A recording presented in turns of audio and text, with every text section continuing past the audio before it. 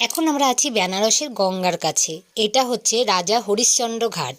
এখানে দেখো সন্ধ্যা আরতির জন্য সবকিছু রেডি হচ্ছে, আর আমরা নৌকো বিহার করব বলে নৌকায় উঠেই পড়েছি।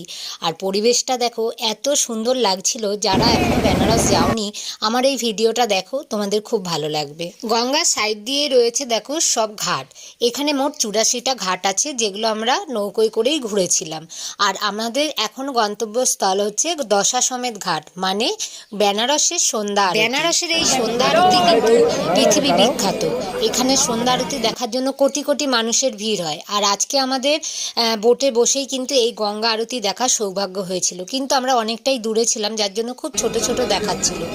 অবশ্যই পরের ভিডিওতে তোমাদের গঙ্গা আরতিটা আরো সুন্দর করে সামনে থেকে শেয়ার করব। গোল্ডেন টেম্পলটা দেখছো, ওটাই হলো কাশী বিশ্বনাথ মন্দির।